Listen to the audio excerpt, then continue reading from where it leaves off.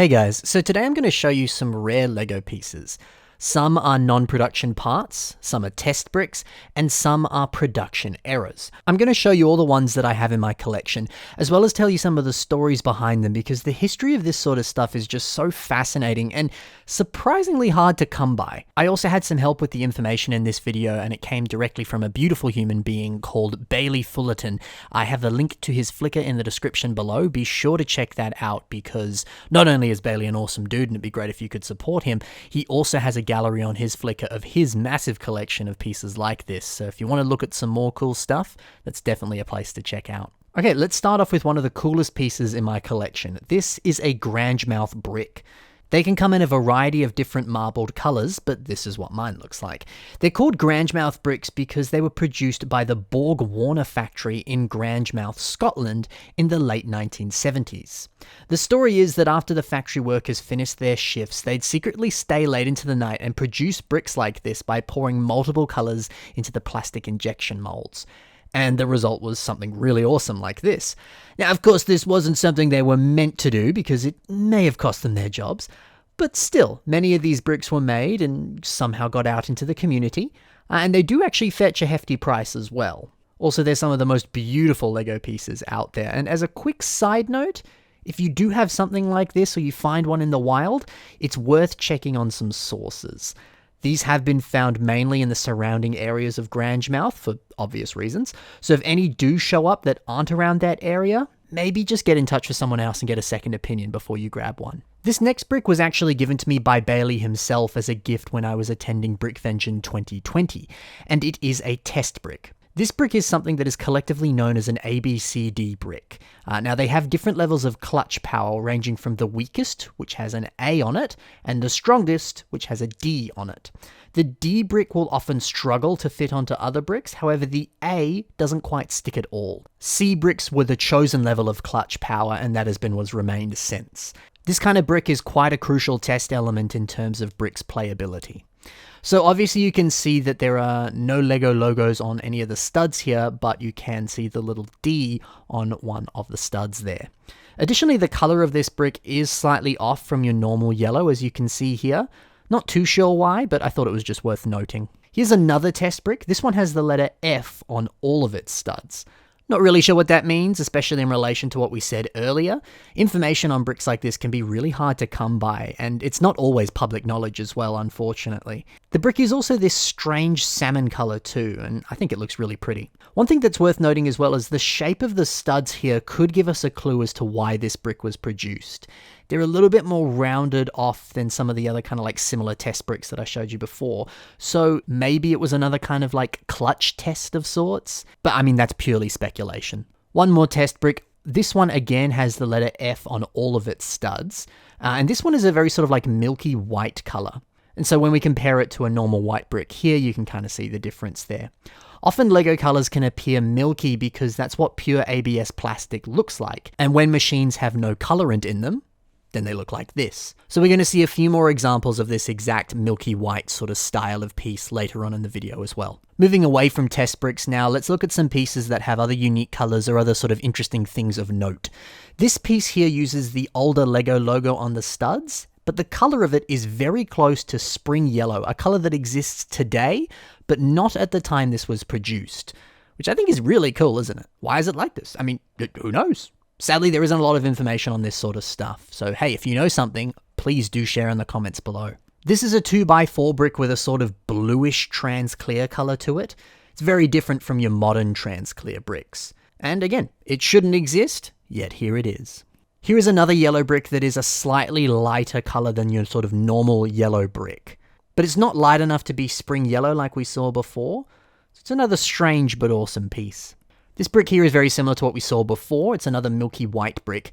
This one doesn't have the letter F on all of its studs like the last one did. This just has the traditional LEGO logo on each of its studs instead. But still, it looks very pretty and is another beautiful example of a milky white LEGO brick. Here we have a trans red 2x4 brick. This shouldn't exist and doesn't exist within any official LEGO sets, and yet here it is. It's also not quite the same as your sort of traditional trans red. It is slightly different in color. This next brick again uses the old Lego font and is slightly lighter than your traditional black brick. What doesn't really show up in the video is the feel of the plastic. It feels like normal Lego, but it does feel slightly lighter. There's also a slight dent at the top that you can see there, and that's likely just some damage it received and isn't any sort of majorly unique factor that factors into this specific brick. Now here is a green brick that I think is it's slightly difficult to describe.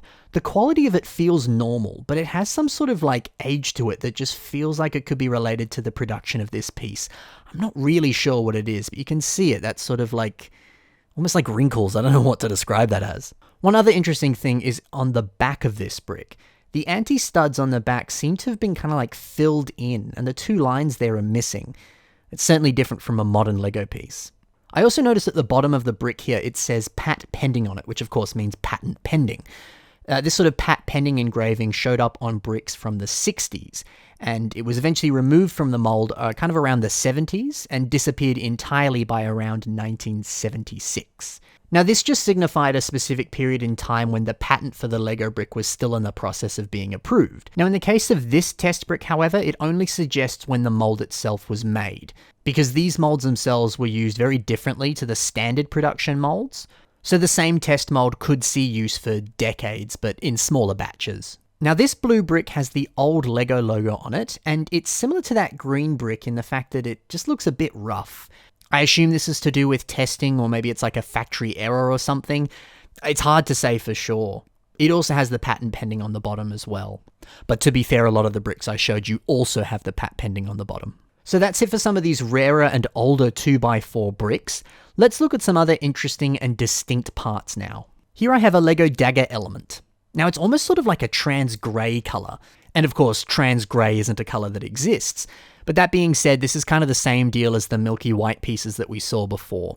It's likely that this piece was made when the machines were sort of running low on their colorant, and as a result, you're seeing more of the original ABS plastic, so it has that more sort of milky color to it, but there is still a little bit of dark bluish gray in there. So that gives it that sort of translucent color as a result. Now, I actually found this in the wild from an Indiana Jones Lego set. So this is one of the few misprinted pieces I have that I actually found myself and didn't buy from trusted sources. Another piece I found in the wild was this one. This is a torso from Aragorn. However, the color of the collar and the color of the undershirt have been inverted. I asked Lego designer Mark Stafford what the deal was with this, and he had this to say. Apparently, the first run of figures had the colors reversed.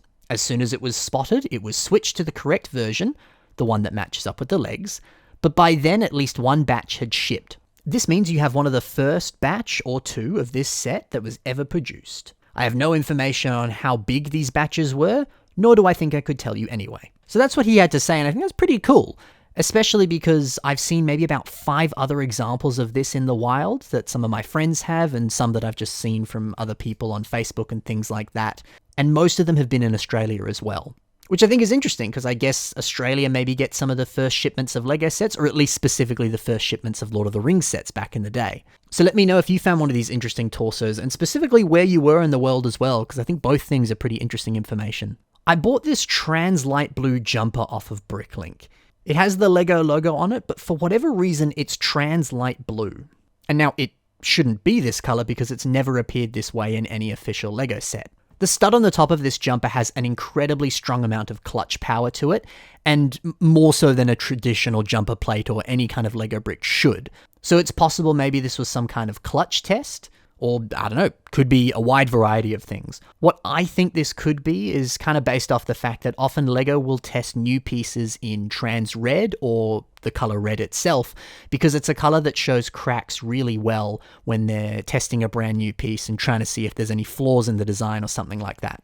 So maybe this was printed in trans blue to test for something similar, but it's hard to say. Now this piece is a little bit more out there. One time I opened up a Lego City set named 4434 Town Dump Truck, and inside was this clump of glue. Now of course this isn't a real Lego piece, but it technically came out of a sealed box of Lego, so it's fair to say it loosely counts as a Lego piece. Kinda. Still, it's unique, and it's an odd find regardless. Now these next few pieces I bought at the fantastic store Atlanta Brick Co. There'll be a link in the description if you want to check them out, and I very much recommend you do. There's some lovely people and they have an incredibly huge amount of stock. These pieces are all existing parts, but they've been made in non-production colors.